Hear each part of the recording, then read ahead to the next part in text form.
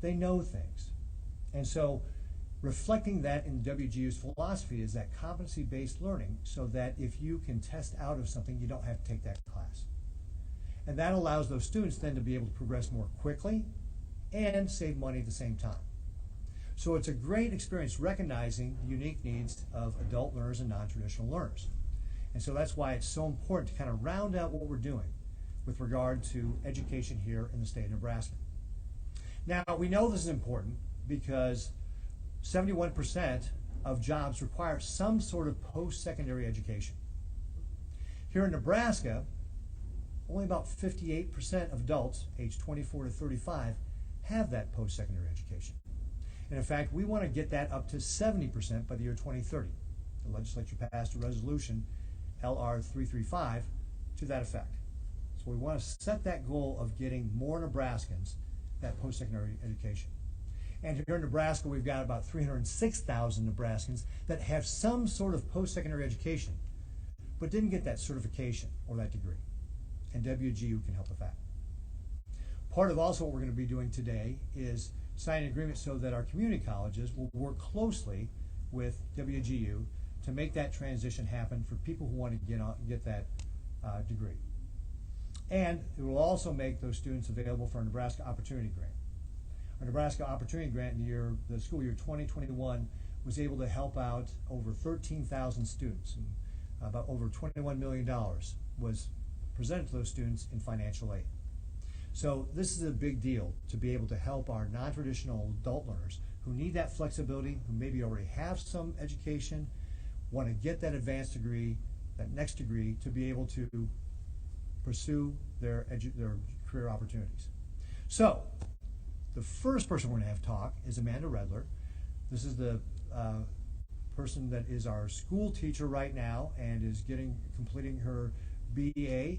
And so, Amanda, I'm going to have you come up and say a few words about your experience. And then we've got an alumna, Brenda Soto, who's got the MS from WGU, talk about her experience. So with that, Amanda, I'm going to turn it over to you. Thank you. My name is Amanda Redler, and I am not your typical college student. I'm a 36-year-old wife and mom of a high schooler and 2 middle schoolers. I earned an associate's degree in 2006 and then became a mom and wife and jumped right into adult life, leaving my college times behind. Fast forward to today, where I am about to earn the bachelor's degree that I started working toward 18 years ago. Just 10 months ago, I enrolled in courses at Western Governors University. In that short time, I have earned 59 competency units by passing 23 courses, as well as 4 state praxis exams, all while working full-time hours, helping my husband take care of our family.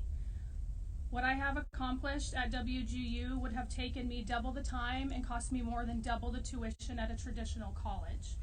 Before learning about WGU, I looked around at colleges near me. Each one I contacted told me I could not earn my degree online. The closest college to earn a bachelor's degree in elementary education was over a 1-hour drive just one way. That was not feasible for our family. WGU has allowed me to do everything online at a low cost by providing affordable tuition as well as awarding me a scholarship. I am able to do all of this while maintaining a steady work and family life. WGU allows me to test on the material to show that I have mastered the content and that I can move on. There is no wasted time on things I already know. I recently started teaching 6th grade in my hometown as I work toward a spring graduation for my bachelor's degree. I am confident and knowledgeable in the classroom because of what WGU has taught me. This past year, I have been proud of what I have accomplished. I am showing my 3 children that you should never give up on your dreams.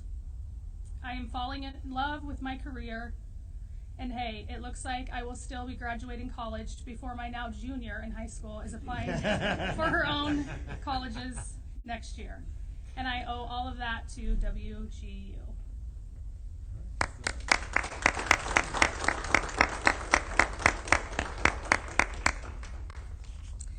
Hello, my name is Brenda Soto, and I'm a Western Governors University graduate.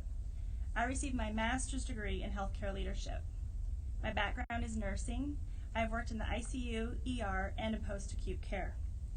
When I decided I wanted to further my education and work on my master's degree, I knew I needed to choose an institution that would still allow me to work full-time and continue to be present for my family. WGU was perfect for me. WGU allowed me to work at a pace that fit into my lifestyle. I was able to work full-time, be present for my family and their activities while progressing through the curriculum. Western Governors University is competency-based. I was able to use my real-life experiences as I worked through the program. The WGU experience was unique to me because it was my experience. I was able to work on classes in the evening and on the weekends. I was supported by an amazing mentor and had the opportunity to participate in Zoom classes when I felt it was necessary to help me supplement the readings and assignments. The instructors were supportive and provided one-on-one feedback if needed. I always felt supported during my WGU journey. Graduating from WGU opened up many doors of opportunity to advance my career and build professional relationships in my chosen field. In fact, my capstone was used to create a new service line to help seniors navigate their healthcare journeys. Western Governors University propelled my career forward, and I would encourage anyone thinking about furthering their career to explore options at WGU. WGU was an affordable option and has scholarship opportunities. Enrolling in Western Governors University was a life-changing choice that I am proud to have made. Thank you.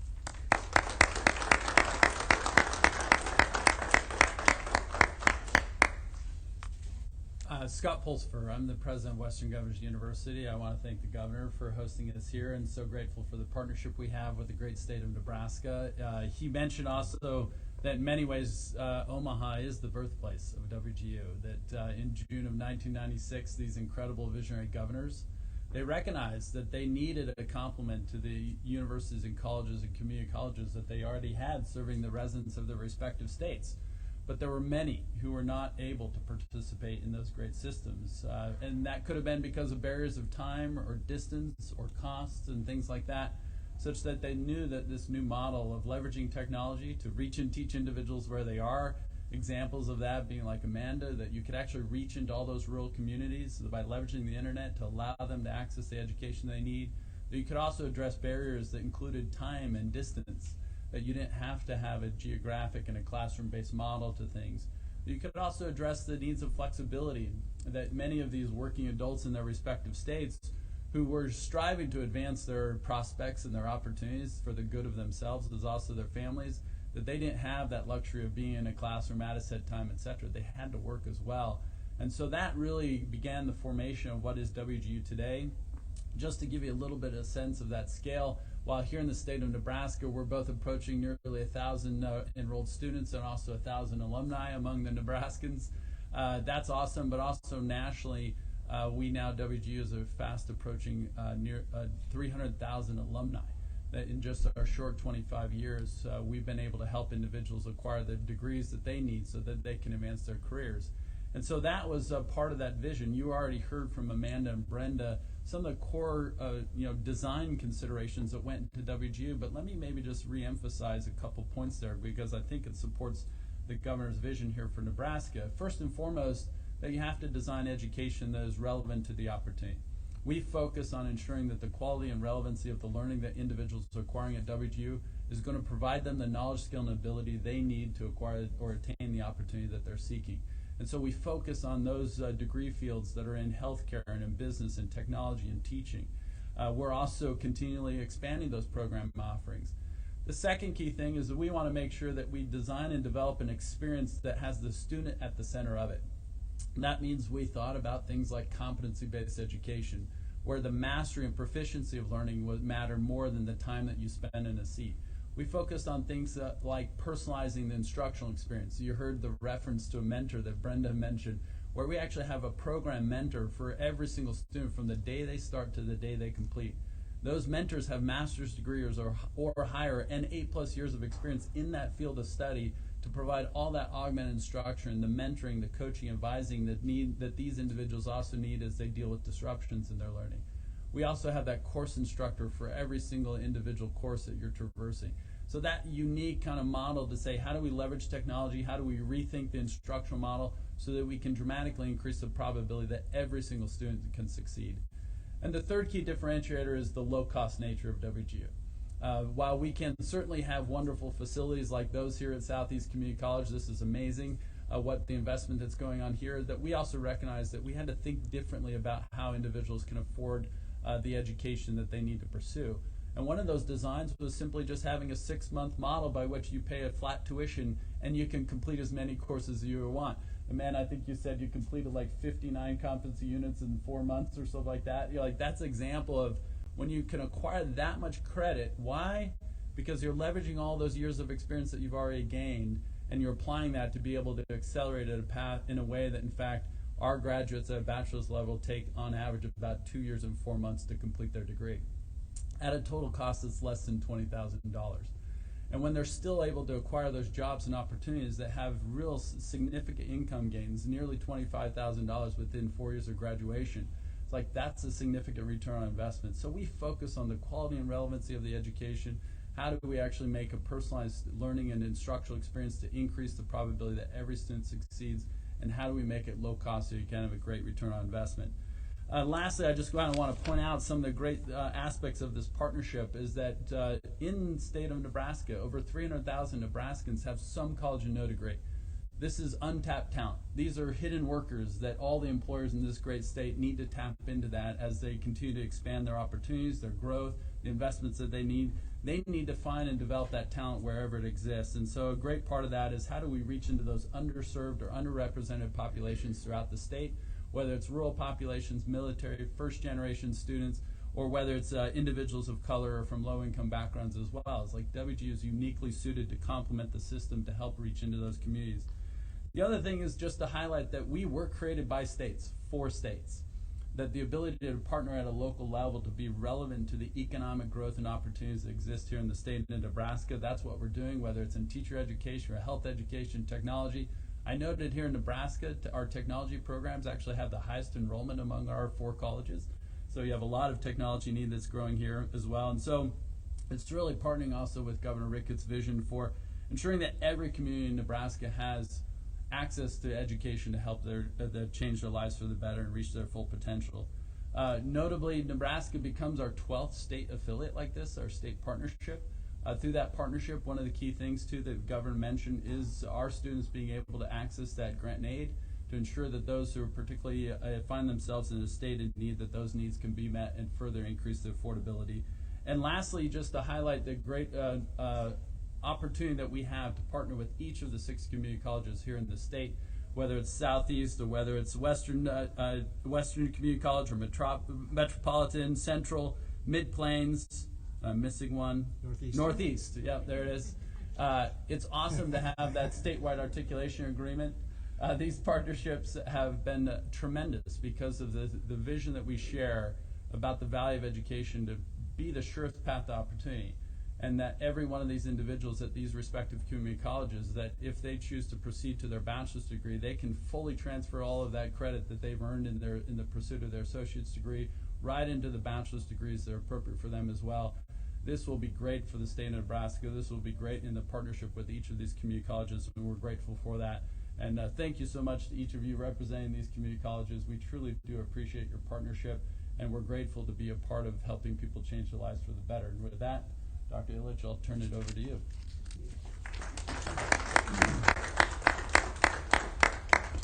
Thank you, Scott. I do want to welcome everyone to Southeast Community College. This is a tremendous facility. We opened it in 21. If you would like to have a tour, I'll give one right after the ceremony.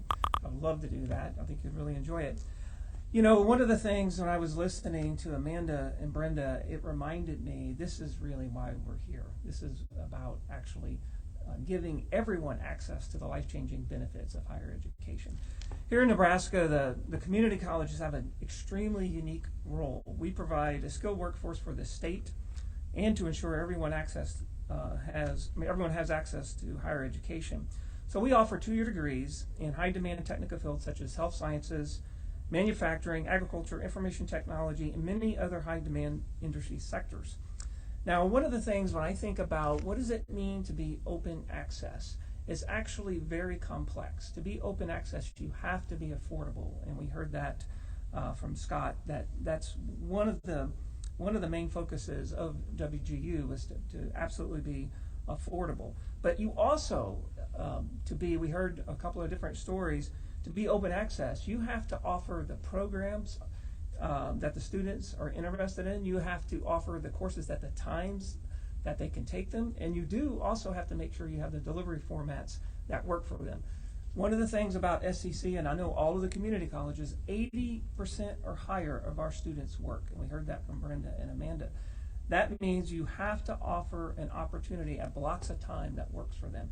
So it is very difficult to be actually open access. Now, when we think about the community college and what we're here to do, we're not just about career and technical programs, we're also about trying to make sure we extend that open access to our four-year partners. We have many of our students wanting to pursue a four-year degree.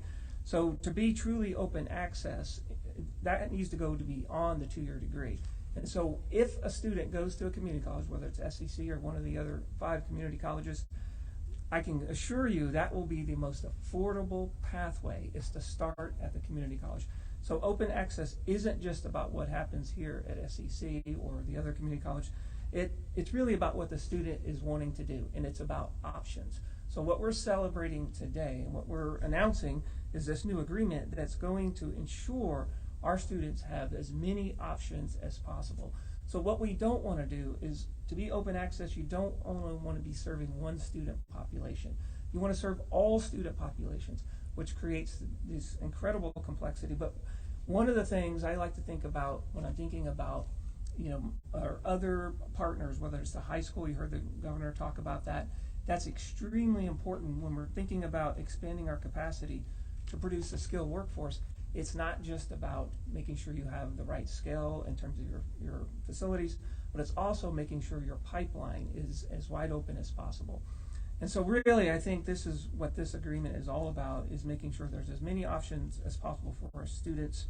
We want to make sure those students that are want to pursue a competency-based education, that is in fact available. So this will create a seamless articulation agreement with all of the community colleges, with Western Governors University, and of course we also work on other partners. One of the things that is absolutely true from my perspective is that none of us in higher education, we don't have ownership of learning. Learning happens everywhere, so we need to make sure we're being true collaborative partners. So with that, I want to thank everyone for coming here, and I look forward to the partnership with WGU. And I think I get to turn it back over to the governor. I don't think I've ever been able to do that before. It's pretty exciting. All right. Well, first of all, Scott, before we get I know you have a little presentation here.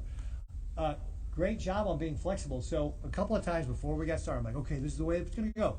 I'm going to go this guy. It's going to go Amanda. It's going to Brenda. And then since Amanda was starring right next to me, I just went straight to Amanda. So great job on being flexible.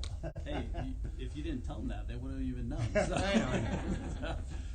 We did actually want to do two things. One, first and foremost, is that also in consideration of our students at WGU being eligible for the Nebraska Opportunity Grant, WGU also, in recognition of our partnership with the state, is establishing a $200,000 scholarship for Nebraskans, so that they can also address any needs that they have to make sure that their pursuit of their education is also affordable. So we're very excited about that partnership we have with the state. And then, just as a commemorative opportunity, is like if you looked up video from this 1996 event, they actually, as part of the signing of the MOU, they actually created WGU sweatshirts back then. I think it had purple lettering. That is not our colors, are not purple. But we wanted to actually give it. They didn't know. So we didn't have a marketing team yet. But we want to give you that WGU sweatshirt, and also with that, awesome. Just a simple commemorative paperweight with WGU in 2022 in recognition of our partnership. So very cool. Thank you so much, Governor. Appreciate that. Thank you so much. I think we're signing now. So actually, no. What we do first is we're going to do signing here in just a moment. But I think what we'll do is, since we got everybody up here, we'll do questions and answers on this topic. And then when we do that for a few minutes, we'll go to the signing. And then if you have questions, if any of the media has questions on other topics, we'll just take that offline to the side after we get done with the signing. Sound fair? All right. And then if you do want to do that, just go see Justin. He's around here somewhere. Where's Justin? He's right. He's that guy. His hand up there in the back. All right. So questions and answers on the articulation agreements that we're signing with the community colleges and with the state here for WGU. Yeah, Charlie. You brushed over the $200,000 in scholarships. Could you give a little more detail on what you're talking about and what that is? Yeah, the scholarships typically are like opportunity grants in the sense that they're addressing a need. We don't have any academic scholarships at WGU. They're all need-based. And typically they're addressing those who may stand in acute need. They can be any sort of in rural conditions where the affordability is a challenge, or they're in particular degree fields within our teaching programs or health programs, etc. So this is also specifically for Nebraskans. So it's in the state of Nebraska. You're a resident here. You're an individual that may need some gap funding to ensure that you can pursue your degree. These typically tend to be scholarships. They're awarded somewhere around $2,500 on average, but can be up to $5,000. Just for reference, one 6-month term at WGU costs about $3,750. And so the scholarships can actually cover nearly a full term, and you can complete as much as you can in that term. So thank you for that question. You talked about competency units. Most people think of credit hours. Is there any way to kind of think about what equals what there? Yeah. In the simplest form, a competency unit to us does kind of map to a credit, if you will. So we have courses that can be anywhere from 2 competency units to 4 competency units. In a typical kind of accredited fashion, that to complete a bachelor's degree, for example, you would have about 120 competency units in that. A master's degree can be anywhere from 30 to 60 competency units typically. But the difference here is that those units directly map to learning outcomes that are relevant to the opportunities, and so you have to demonstrate proficiency in those competency areas for you to actually complete that course and move on. You don't get a grade. So the competency-based model, as soon as you demonstrate that proficiency, then you are done and you can move on. That allows individuals like Amanda to say, in that 6-month period, if I can leverage all the experience I have or a domain that I already have mastery in, I can accelerate through that which I know and then dedicate my time and focus on those areas I need to master. And is there an instructor that's judging whether or not the student has met that competency? Yeah, great question. I'll try to explain it really briefly. We basically have a model that you have a course instructor who's helping you learn the specific dimensions of that course, the topical areas of that course. But we separately have an evaluation faculty team. That team is actually reviewing your performance on your assessments in that course. They are independent of the instructor. And that way, in our competency-based model, when you have 130,000 plus students across the whole state, every single one of those students has to demonstrate mastery in an independent way from the instructor they had. So that evaluation faculty are really evaluating the student's performance on the assessment, and that way you have this objectivity level that says you either have mastered or you haven't. If you haven't, you have to go back to your course instructor, work with them on a plan to develop that mastery, take the assessment again before you're actually deemed competent and can move forward. So. And are all those faculty based in one location, or are they No. spread across? So we have about 7,500 employees across the state. The vast 60%. Across the country. Across the country. Yeah, across the country. About 60% of those are faculty, and they work from anywhere. So about 90% of our employees are working remotely. By the way, we would love to have 7,500 people come here to Nebraska to work. Just saying. That's right. So, And yeah. how are you guys? I know that you said it's a private nonprofit. Are you Yeah. funded through these tuition dollars? Yeah, we are self-sustaining on tuition alone, and so we have no outside public funding or state funding, nor do we depend upon grants or any philanthropic contributions. We self-sustain on tuition alone, and like we mentioned, like average cost to complete a bachelor's at WGU is under $20,000, and so we've kept our costs really, really low. That's a key part of our differentiation. So. You're operating, you have graduates. What problems or roadblocks is today's agreement actually going to solve or resolve? Yeah, a lot of it is, in this case, is just, I think that actually the way Paul described it, Dr. Illich described it in particular, is that you want to make sure that residents of Nebraskans in this particular case, that they understand that there are many, many options available to them, because not any one single one of those will meet the needs of all Nebraskans. And so how do you make sure that Nebraskans understand that there are these options at WGU, that you can now access high quality programs online, you can get personalized instructions that's highly affordable, for even those for whom a community college option may not be an option, because they don't live close enough to a campus, they can't reach it, the needs they have, etc. The other big benefit that it affords us is that for those who are already in those associate programs or degree programs at community colleges, that in their own pathway and their opportunity within their career, that they need to advance to a bachelor's degree, they now have a very seamless way by which they have the full transferable credit right from an associate's into a bachelor's program. That we have an open access endeavor the same way the community colleges do, so we do not have selective or constraint-based enrollment at WGU, such that every graduate out of the community colleges here in Nebraska can fully articulate and progress right into a WGU program too. So that seamless transition is one of the big benefits as well. And it will also give those students the access to the Nebraska Opportunity Grant that I was talking about before. That's the state of Nebraska's need-based grant program that is funded from lottery funding money and state general funds, and that's that $21 million that I was talking about that benefited over 13,000 students in the 2021 school year. Does that program cover adult learners now? I mean, or does anything have to change in order for that to happen? So I don't know the answer about whether what adult learners would cover now. Certainly if you're at a community college, it would cover you. So I guess the answer is yes, it covers adult learners now. So now it would benefit folks who are at WGU. Those folks would be eligible to apply. And I have a question for Amanda and Brenda. Maybe you guys mentioned this, but how did you hear about Western Governors University? So for me, I was a nurse at St. Elizabeth's, and I'd had fellow coworkers that got their master's degrees through WGU. So I knew it was an accredited school, and so word of mouth. Word of mouth. Yep. Yeah, that was actually the same for me. I had a friend that had started 2 months before I did in the program, and then I also found out that 2 of the teachers in our local school had earned their degrees that way as well.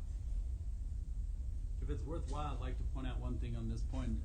There are 3 very large referring sources for students who matriculate at WGU, and this also allows us to keep our costs really low because our acquisition cost for new students is really low. Our top 3 referring sources are graduates and students. 70-something% of our students and graduates refer others to WGU. The second largest partnership are actually community colleges, and the third are employers. And so those 3 affiliations, if you will, with our graduate and students, with our community college partners, and with employers, they know how effective WGU has been for their employees, for their friends, their family members, and for their own students. And so over 70% of our students are referred to WGU through those sources, which allows, again, us to keep our costs really low. Any other questions on this? All right, seeing none, we'll go ahead and do the signing. So Scott, is it you and me first? I think so. All right. So thank you.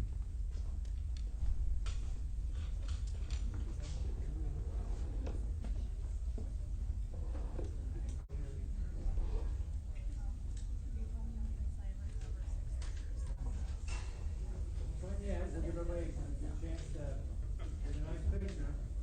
All right.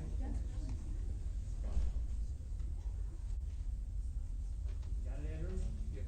All right. Sir. Oh, you like that? All right. All right, very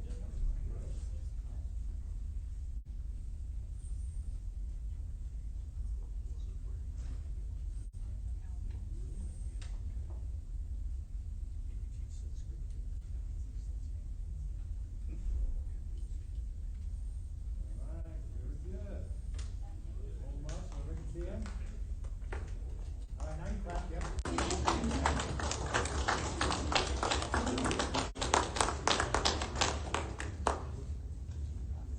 All right, now we've got the community college, correct? I will Scott will stay. Come on.